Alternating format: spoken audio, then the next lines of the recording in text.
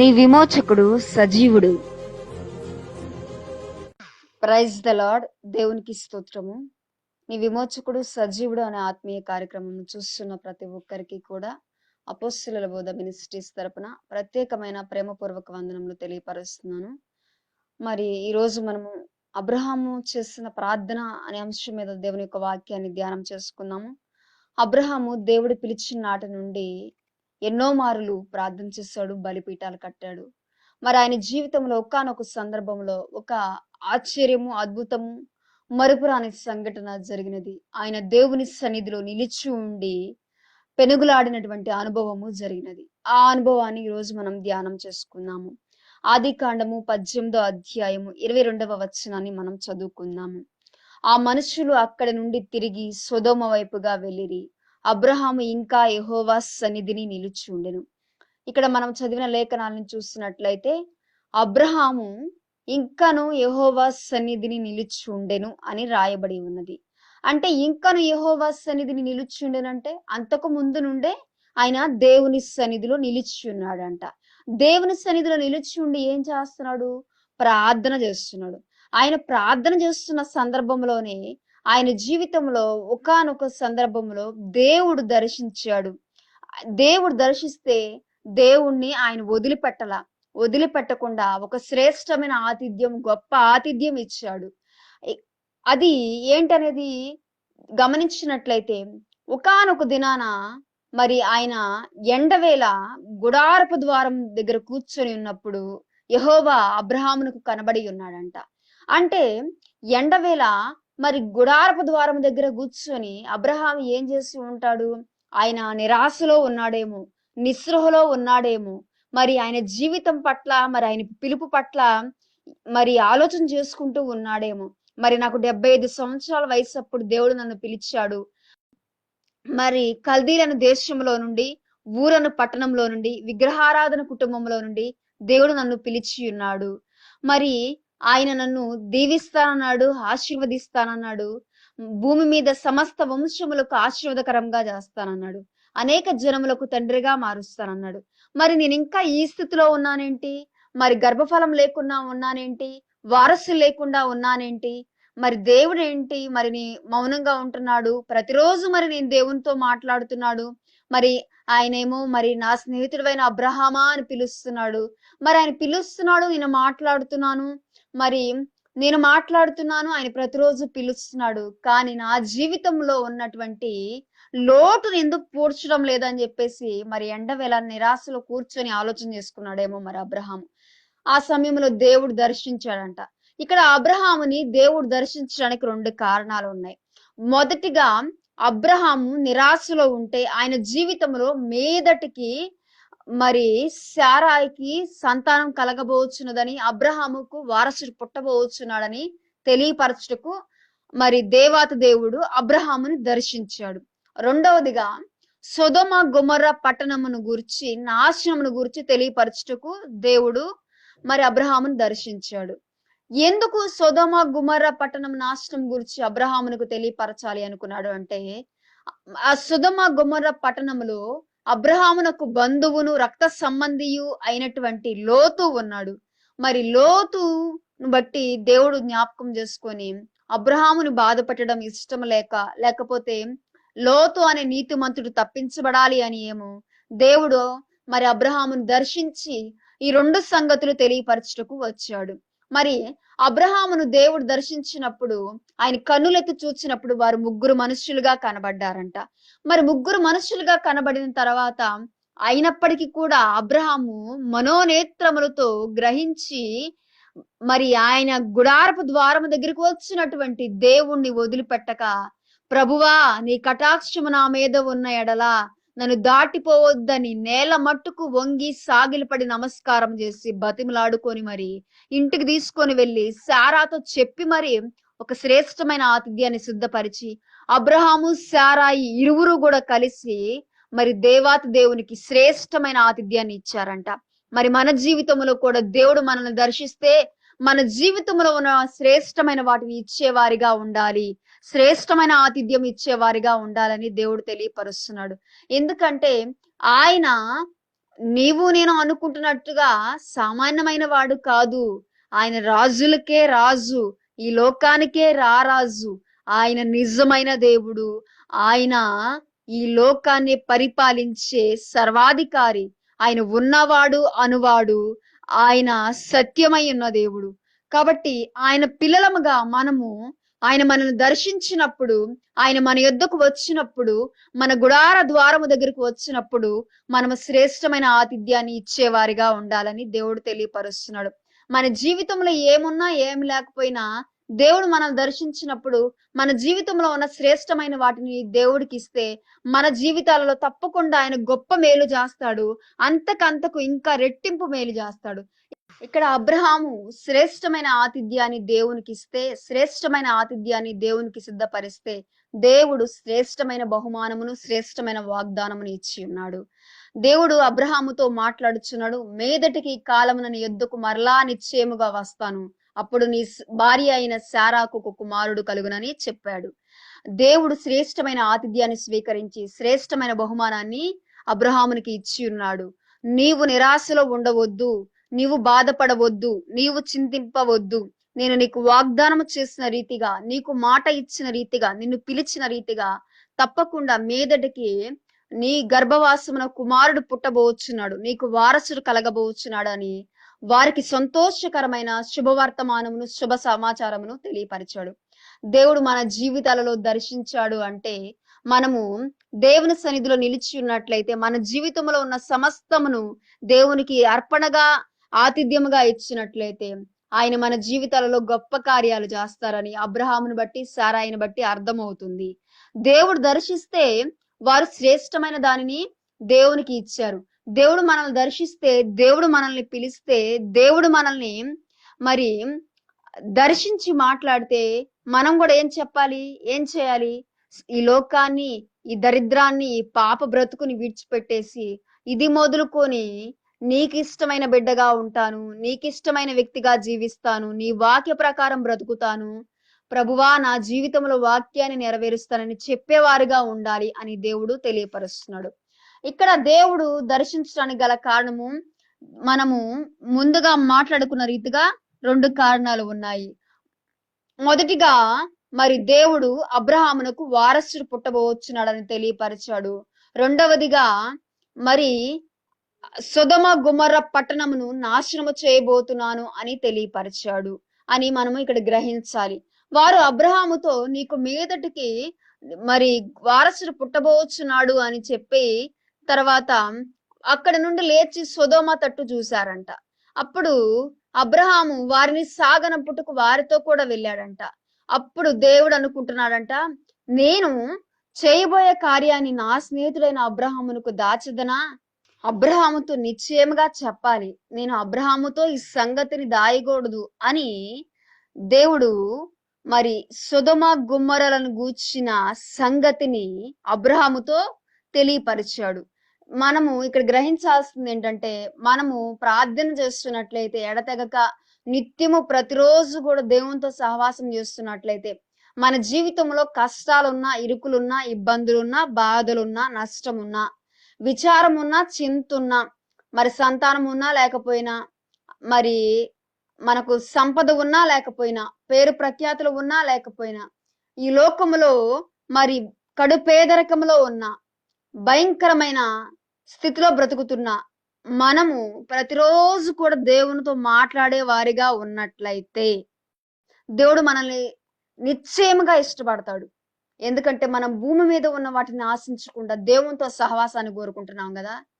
అప్పుడు దేవుడు భూమి మీద ఉన్న వాటిని కూడా ఇస్తాడనమాట. పైనున్న వాటిని వెతికినట్లయితే భూమి మీద ఉన్న వాటిని, క్రింద ఉన్న వాటిని తప్పకుండా ఇస్తాడు.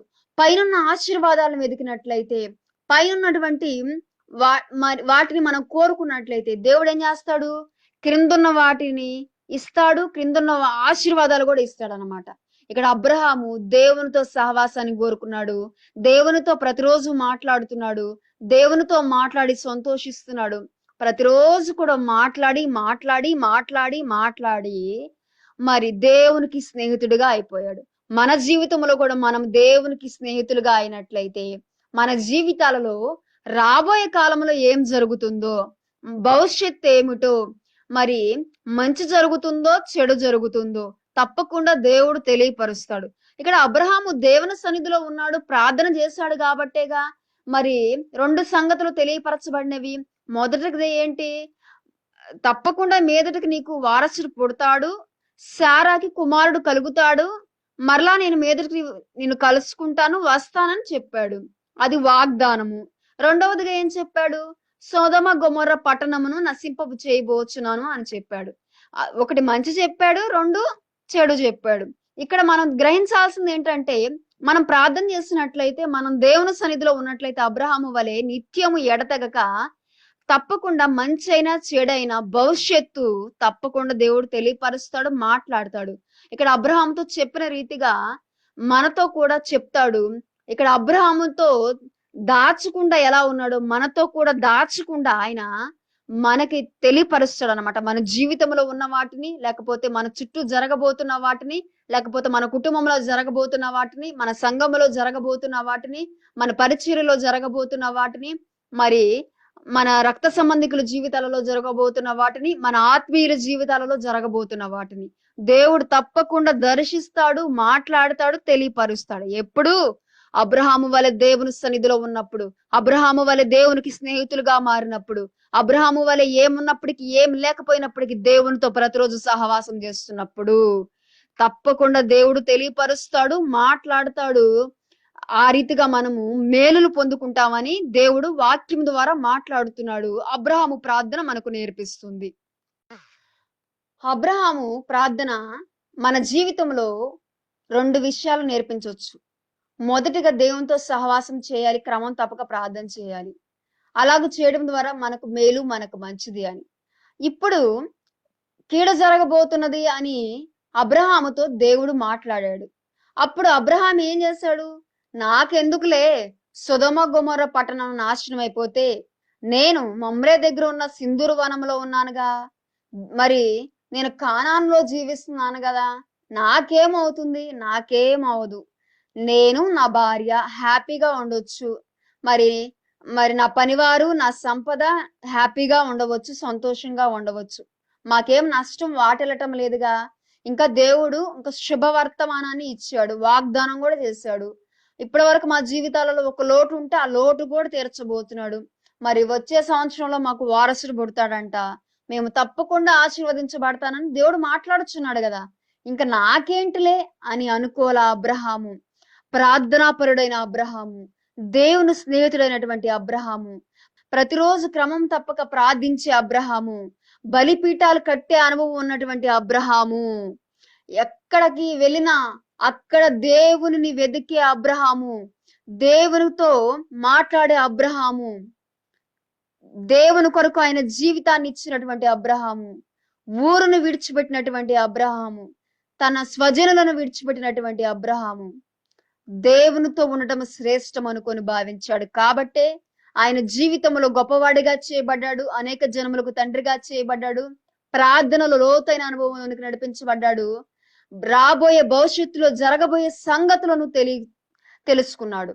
కాబట్టి మన జీవితంలో కూడా మనం ఇలాగ చేసినట్లయితే తప్పకుండా మనం కూడా వర్ధిల్లుతాము, భవిష్యత్తును గూర్చిన సంగతులను తెలుసుకోగలుగుతాము, దేవునికి స్నేహితులుగా చేయబడతామని వాక్యం సెలవిస్తుంది.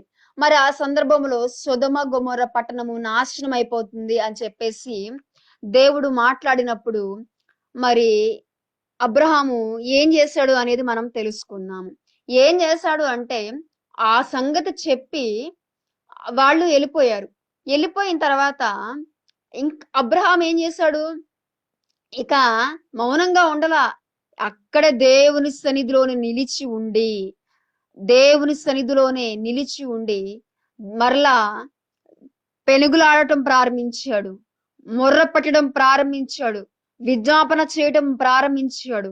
సొదొమ గొమొర్రా పట్టణంలో నీతిమంతులు నశించిపోకూడదు అని, అగ్నిగంధకాలలో నీతిమంతులు నశించిపోకూడదని, ఆ పాపులతో కలిసి నీతిమంతులు మరణానికి అప్పగించబడకూడదు అని, మరి రక్షించబడాలి అని భారము కలిగి అప్పటి వరకు దేవుని సన్నిధిలో ప్రార్థనలో ఉంటే దేవుడు దర్శించి మాట్లాడిన రీతిగా ఆ మాటలన్నిటినీ మరి ఆయన హృదయంలో పెట్టుకొని మొరపెట్టడం ప్రారంభించాడనమాట.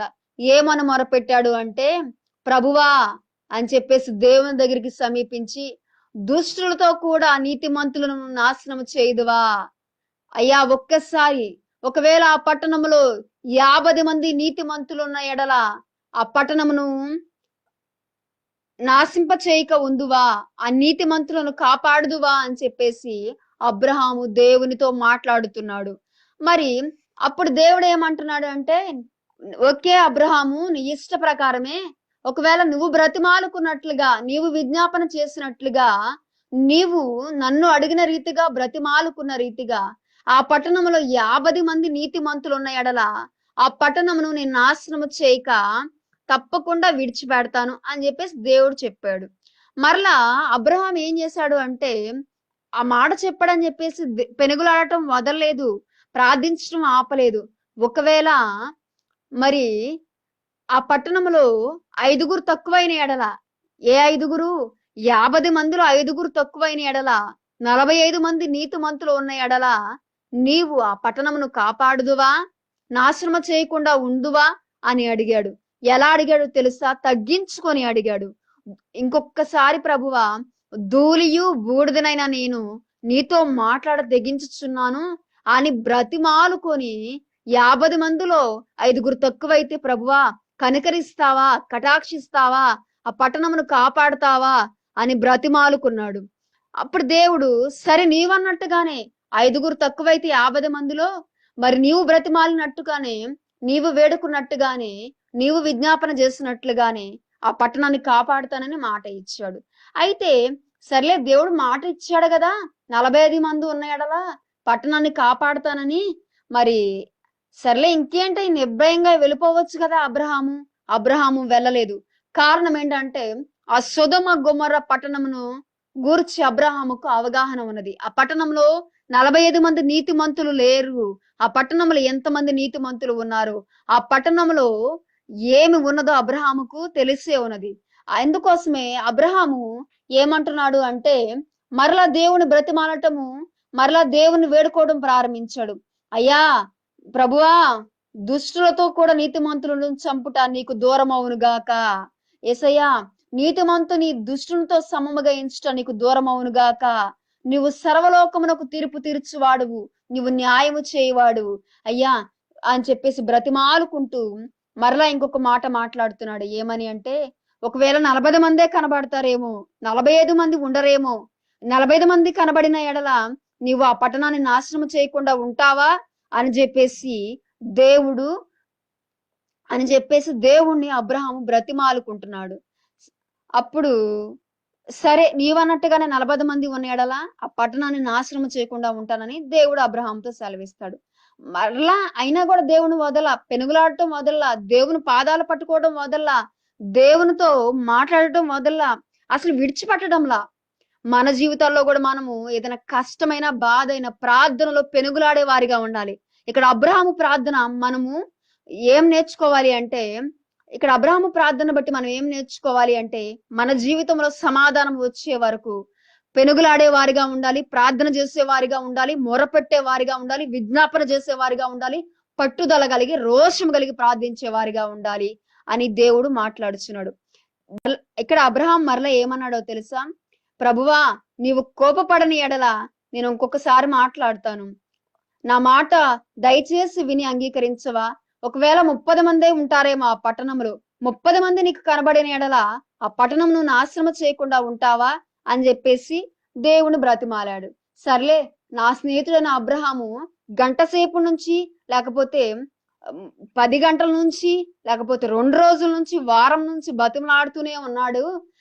మరి ఈ పట్టణాన్ని నాశనం చేయకుండా ఉండమని, కనికరించమని వేడుకుంటున్నాడు కదా అని చెప్పేసి ఆయన ప్రార్థనను బట్టి, ఒకవేళ 30 మంది ఉన్నట్లయితే నీవన్నట్లుగానే ఆ పట్టణమును నాశనం చేయకుండా ఉంటాను అని చెప్పేసి దేవుడు అబ్రహాముతో సెలవిస్తున్నాడు, ప్రార్థనకు జవాబు ఇస్తున్నాడు. అయినప్పటికీ కూడా అబ్రహాము దేవుని విడిచిపెట్టలేదు. మరలా దేవునితో అంటున్నాడు, ఇంకొకసారి మాట్లాడుతున్నాను ప్రభువా, కోపం తెచ్చుకోవద్దు, నీ దాసుని కటాక్షించు ప్రభువా. ఒకవేళ 20 మంది ఉంటారేమో, ఆ 20 మందిని బట్టి నువ్వు పట్టణాన్ని నాశనం చేయకుండా ఉంటావా అని దేవుణ్ణి బతిమలాడుకున్నాడు. అయినా దేవుడు సరే 20 మంది ఉంటే తప్పకుండా ఆ పట్టణాన్ని నాశనం చేయకుండా ఉంటానని మరి దేవుడు అబ్రహాముకు మాట ఇచ్చాడు. అయినప్పటికి కూడా దేవుని వదలేదు. మరలా అబ్రహాము దేవునితో అంటున్నాడు, ఒకవేళ 10 మందే ఉంటారేమో అని చెప్పేసి దేవుణ్ణి బ్రతిమాలుతున్నాడు. ఫైనల్ గా బ్రతిమాలుతున్నాడు. అయినప్పటికి కూడా దేవుడు ఏమాత్రం కూడా కోపగించకుండా మరి అబ్రహాముతో సమాధానం ఇచ్చాడు. తప్పకుండా 10 మంది ఉన్న ఎడల ఆ పట్టణమును నాశనం చేయకుండా ఉందునని దేవుడు అబ్రహాముతో మాట ఇచ్చాడు, జవాబు ఇచ్చాడు ఆయన ప్రార్థనకి. అప్పుడు దేవుడు అబ్రహాముతో మాట్లాడుట చాలించి వెళ్ళిపోయాడు. అబ్రహాము తన ఇంటికి తిరిగి వెళ్ళాడు. ఇక్కడ జరిగిన దాన్ని బట్టి మనకి ఏం అర్థం అవుతుందంటే, ఒక నష్టం జరుగుతుంది, ఒక కీడు జరుగుతుంది. మరి నీ రక్త సంబంధి నశించిపోతున్నాడు. మరి మరి సొదొమ గొమొర్రా అనే పట్టణము నశించిపోతుంది. మరి అగ్నిగంధకాలతో కాల్చబడుతుంది. నేను దాన్ని నశింపజేయబోచున్నాను. వారి పాపమును బట్టి, వారి దోషమును బట్టి, వారి అతిక్రమమును బట్టి, వారి చెడ్డ కార్యములను బట్టి, వారి ద్రోహ కార్యాలను బట్టి, వారి నడవడికను బట్టి, వారి ఆలోచనలను బట్టి, వారి శరీర కార్యములను బట్టి, వారి దుష్ట సాంగత్యమును బట్టి, వారి అక్రమమును బట్టి అని చెప్పేసి దేవుడు మాట్లాడితే అబ్రహాము ఎంతగా ప్రార్థన చేశాడు. మరి మనం కూడా ఈ లోకములో మరి రక్షణ పొందినటువంటి మనము ఎవరైనా నశించిపోతున్నారు అంటే, రక్త సంబంధికులు నశించిపోతున్నారంటే, కుటుంబాలు నశించిపోతున్నాయంటే, గ్రామాలు నశించిపోతున్నాయి, పట్టణాలు నశించిపోతున్నాయి, రాష్ట్రాలు నశించిపోతున్నాయి, దేశాలు నశించిపోతున్నాయి. మనం ప్రార్థన చేసేవారిగా ఉంటున్నామా? ఎలా ఉంటున్నాం మనం అసలుకి? దేవుడు మాట్లాడుతున్నాడు. నశించిపోయే వారి కొరకు ప్రార్థన చేయాలి, విజ్ఞాపన చేయాలి. మన అవసరాల కొరకు మనం ప్రార్థన చేయటము, లేకపోతే యేసయ్య నాకు ఆ సమస్య ఉంది, ఈ సమస్య ఉంది, నాకు పిల్లల సమస్య ఉంది, లేకపోతే నా భర్తతో సమస్య ఉంది, నాకు కుటుంబంలో సమస్య ఉంది, లేకపోతే నాకు బంధువులతో సమస్య ఉంది, ఆర్థిక సమస్య ఉంది, అనారోగ్య సమస్య ఉంది. ఇలా చెప్పుకుంటూనే ప్రార్థన చేస్తూనే మన జీవితాలు గడిపేస్తున్నామా? రక్షణ పొందినటువంటి మనము రక్షణను అనేకులు పొందాలని ప్రార్థించే వారిగా ఉంటున్నామా? ఎలా ఉంటున్నాము అని దేవుడు మాట్లాడుచున్నాడు. అబ్రహాము సొదొమ గొమొర్రా పట్టణం నశించిపోతుంది అని, లోతు అనే నీతిమంతుడు నశించిపోతాడేమో ఆ పట్టణంలో అని చెప్పేసి ఎంతగా దేవుణ్ణి బతిమలాడుకున్నాడు, ఎంతగా దేవుణ్ణి వేడుకున్నాడు, ఎంతగా యేసయ్యా యేసయ్యా ఒక్కసారే ప్రభువా, ఒక్కసారే ప్రభువా, ఒక్కసారే ప్రభువా, ఒక్కసారే ప్రభువా, కోపగించొద్దు ప్రభువా, నేను ధూళిని ప్రభువా, నేను బూడిదని ప్రభువా అని బ్రతిమాలుకున్నాడు. మనము కూడా ప్రార్థించేటప్పుడు ఏం చేయాలంటే, దేవుని ఎదుట తగ్గించుకొని బ్రతిమాలేటువంటి స్వభావం మనకు కలిగి ఉండాలి. దీనత్వం మనకు ఉండాలని అబ్రహాము యొక్క ప్రార్థన మనకు నేర్పుతుంది. అబ్రహాము దేవుని సన్నిధిలో ఎలా ఉన్నాడు? తగ్గించుకున్నాడు, దీనత్వాన్ని ధరించుకున్నాడు, దేవుని ఎదుట తగ్గించుకొని బ్రతిమాలుతున్నాడు. ఎంతగా బ్రతిమాడుతున్నాడు అంటే అంతగా బ్రతిమలాడుతున్నాడు. దేవుడు మెచ్చుకునే అంతగా బ్రతిమాలాడు. దేవుడే జాలిపడేలా, దేవుడే కనికరించేలాగా మరి బ్రతిమాలుకున్నాడు. దేవుని సన్నిధిలో నిలిచి ఉన్నాడు. దేవుడు జవాబిస్తున్నా ఇంకా ఇంకా బ్రతిమాలుతూనే ఉన్నాడు. మన జీవితంలో కూడా మనకు జరగవలసినటువంటి న్యాయం జరిగే వరకు, కావాల్సినది దేవుడు ఇచ్చే వరకు బ్రతిమాలుకోవాలి అని ఈ యొక్క ప్రార్థన నేర్పుతుంది. నీవు కూడా మరి అబ్రహాము వలె ప్రార్థన చేస్తావా? అబ్రహాము వలె దేవునికి స్నేహితుడిగా ఉంటావా? మీరందరూ కూడా అబ్రహాము వలె ప్రార్థన చేస్తారా? అబ్రహాము వలె దేవునికి స్నేహితులుగా చేయబడతారా? మీ జీవితాల్లో ఏమున్నప్పటికీ, ఏం లేకపోయినప్పటికీ ప్రార్థన చేస్తున్నట్లయితే మీకు కూడా ఇలాగే భవిష్యత్తు తెలియపరచబడుతుంది. దేవుడు మీతో మాట్లాడతాడు, దర్శిస్తాడు. మరి జరగబోయే నష్టాన్ని తెలుసుకోవచ్చు, కీడును తెలుసుకోవచ్చు. ఆ కీడులో నుంచి, ఆ నష్టంలో నుంచి బయటికి రావచ్చు. ఇక్కడ అబ్రహాము ప్రార్థన చేయడాన్ని బట్టే కదా నీతిమంతుడైన లోతు రక్షించబడ్డాడు. సొదొమ గొమొర్రా పట్టణం అంతా కూడా నాశనం అయిపోయినప్పటికీ కూడా లోతు రక్షించబడ్డాడు. మనం కూడా అలాగ ప్రార్థన చేస్తున్నట్లయితే ఈ లోకం అనే సొదొమ గొమొర్రాలో ఎంతమంది నశించిపోయినప్పటికీ వారి వారి కార్యాలను బట్టి, వారి వారి పాపాన్ని బట్టి, వారి వారి దుర్మార్గతను బట్టి, వారి వారి అక్రమాన్ని బట్టి నశించిపోయినప్పటికీ దేవుడు మాట్లాడుతున్న మాట వెనుక పెడచెవును పెట్టి చెవిటి వారిగా మారి గుడ్డితనంలో ఉండి, అంధత్వంలో ఉండి, పాప కార్యాలలో పాల్గొని నశించిపోయినప్పటికీ మనము ప్రార్థించే ప్రార్థన తప్పకుండా ఎవరో ఒకరినైనా, ఏదో కుటుంబానైనా రక్షిస్తుంది అని దేవుడి వాక్యం ద్వారా సెలవిస్తున్నాడు. అబ్రహాం ఎంత భారం కలిగి దేవుని సన్నిధిలో ఉండి ప్రార్థన చేశాడు. మరి కీడు సంభవిస్తుంది, మరి ఆ పట్టణం నశించిపోతుంది అని చెప్తే ఇంటికి వెళ్ళి తిని కూర్చొని సంతోషించకుండా మరి ఆయన జీవితంలో దేవుడు వాగ్దానము జరిగిస్తున్నాడని తెలిసినప్పటికి కూడా ఆ విషయాన్ని బట్టి సంతోషించక, మరి జరగబోయే నష్టాన్ని బట్టి బాధతో వ్యాధతో మరి కన్నీరు విడుస్తూ దేవుని సన్నిధిలో నిలిచి ఉండి ప్రార్థన చేశాడు, విజ్ఞాపన చేశాడు, మొరపెట్టాడు, దేవుని బ్రతిమాలుకున్నాడు. ఆ ప్రార్థన లోతును రక్షించింది. దీన్ని బట్టి మనము ఏం చేయాలి అంటే, మనం కూడా అబ్రహాము వలె ప్రార్థించే వారిగా ఉండాలి.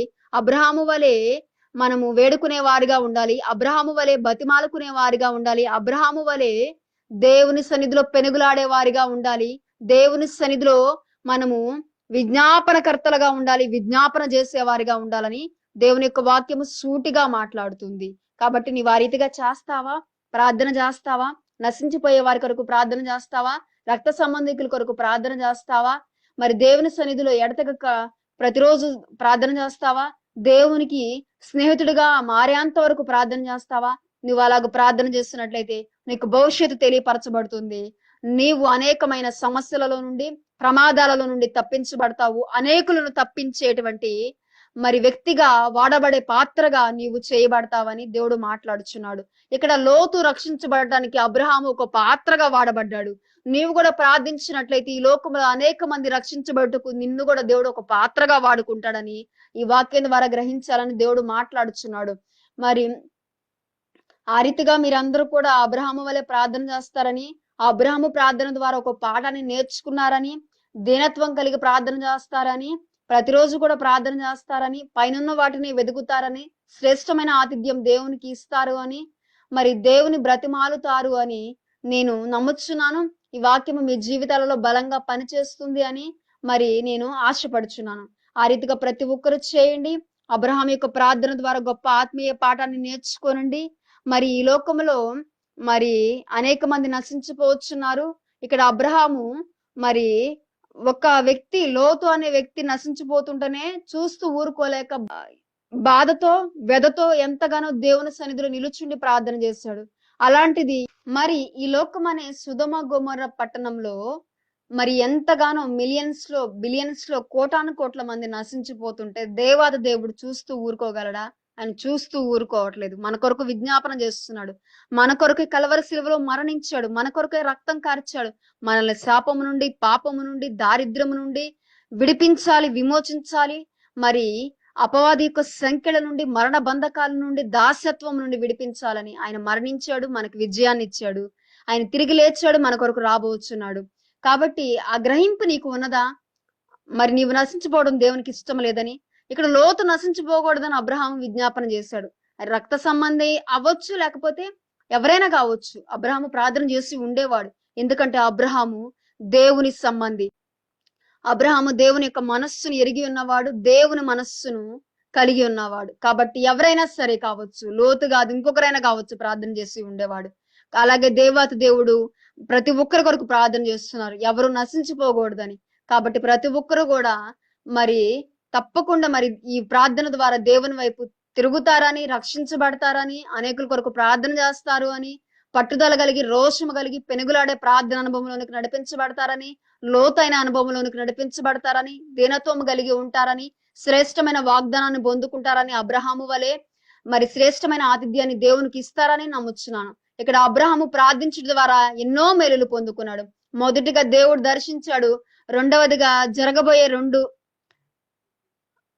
మొదటిగా దేవుడు దర్శించాడు. రెండవదిగా శ్రేష్టమైన ఆతిథ్యాన్ని దేవుడికి ఇచ్చాడు. మూడవదిగా మరి ఆయన జీవితంలో జరగబోతున్న వాగ్దానం తెలుసుకున్నాడు. మరి నాలుగవదిగా జరగబోతున్న నష్టాన్ని తెలుసుకున్నాడు. ఐదవదిగా దేవునితో పెనుగులాడే అనుభవంలోనికి లోతుగా నడిపించబడ్డాడు. నీవు కూడా మరి దేవునితో ప్రతిరోజు సహవాసం చేస్తున్నట్లయితే దేవుడు నిన్ను దర్శిస్తాడు. దేవుని యొక్క మరి దర్శనం నీకు కలుగుతుంది. దేవుడే నీ యొక్క గుడారం దగ్గరికి వస్తాడు. నీ జీవితంలో ఉన్న శ్రేష్టమైన ఆతిథ్యాన్ని దేవుడు స్వీకరిస్తాడు. మరి జరగబోతున్న మేలును నీకు తెలియపరుస్తాడు. ఒక మంచి వాగ్దానం ఇస్తాడు. మరి సమృద్ధిని కలగజేస్తాడు. మరి జరగబోతున్న నష్టాన్ని కూడా దేవుడు నీకు తెలియపరుస్తాడు. ప్రార్థనలో లోతైన అనుభవంలోనికి నడిపిస్తాడు. పెనుగులాడే అనుభవంలోనికి నడిపిస్తాడు. ఆ రీతిగా 5 విషయాలలో అబ్రహాము ప్రార్థన నీకు మేలు చేస్తుందని, నీకు గ్రహింపునిచ్చిందని నేను నమ్ముచున్నాను. కాబట్టి అబ్రహాము చేసిన ప్రార్థన ద్వారా మీరందరూ ఆత్మీయ పాఠం నేర్చుకున్నారని, ఆ రీతిగా మీరందరూ ప్రార్థనా పరులుగా ఉంటారని, ఆ రీతిగా దేవునితో ఉంటారని, దేవునితో అంటుకట్టబడతారని, ఆత్మీయంగా లోతైన అనుభవంలోనికి నడిపించబడతారని, ఈ వాక్యము మీ జీవితాలలో బలంగా పనిచేయును గాక అని ప్రకటిస్తున్నాను. తప్పకుండా ప్రతి ఒక్కరు కూడా ఈ వాక్యం ద్వారా కదిలించబడాలి, రగిలించబడాలి, విజ్ఞాపనకర్తలుగా చేయబడాలి, ప్రార్థనలో పెనుగులాడాలి, మంచి వాగ్దానాలు పొందుకోవాలి, దేవునికి శ్రేష్టమైన ఆతిథ్యం ఇచ్చే గొప్ప స్థితికి, ఉన్నత స్థితికి ఎదగాలి, ప్రార్థనలో దీనులుగా ఉండాలి, తగ్గించుకోవాలి, దేవుని బ్రతిమాలే వారిగా చేయబడాలి. ఆమేన్. ప్రతి ఒక్కరి జీవితంలో ఈ వాక్యము రగిలించును గాక, బలంగా పనిచేయును గాక. ఆమేన్. ప్రార్థన చేసుకుందాం. యేసయ్యా నీకు వందనాలు, స్తోత్రాలు ప్రభువా. ఒక మంచి వాక్యం ద్వారా, అబ్రహాము చేసిన ప్రార్థన ద్వారా మాతో మాట్లాడి మమ్మల్ని బలపరిచినందుకు వందనాలు ప్రభువా. యేసయ్యా కృప చూపినందుకు వందనాలు ప్రభువా. ఈ వాక్యం ద్వారా అనేక మంది విజ్ఞాపనకర్తలుగా చేయబడుటకు, పట్టుదల కలిగి, రోషం కలిగి, దేవుని సన్నిధిలో నిలవబడి పెనుగులాడే వారిగా చేయబడుటకు కృపను దయచేయండి ప్రభువా. ఇంకా ప్రార్థనలో లోతైన అనుభవంలోనికి నడిపించండి ప్రభువా. నీ దర్శనాన్ని కలిగించండి ప్రభువా. యేసయ్యా ప్రభువా, వారి గృహాలను దర్శించండి ప్రభువా. వారి జీవితాలలో మేలులు చేయండి ప్రభువా. యేసయ్య ప్రభువా, వారి జీవితాలలో భవిష్యత్తును గురించి తెలియపరచండి ప్రభువా. ఆ రీతిగా ప్రతి ఒక్కరిని ప్రభువా రక్షిస్తారు అని, ప్రభువా నశించిపోతున్న వారికి కూడా ఈ వాక్యం కనువిప్పు కలిగిస్తుందని నమ్ముచు ప్రభువా ఈ ప్రార్థన నీకు సమర్పిస్తున్నాను యేసయ్య. ప్రతి ఒక్కరిని మీరే కదిలించి ఈ వాక్యం ద్వారా జీవితాలను వెలిగించమని యేసు నామమున ప్రార్థన చేసి వేడుకొని ఉన్నాం మా తండ్రి. ఆమేన్.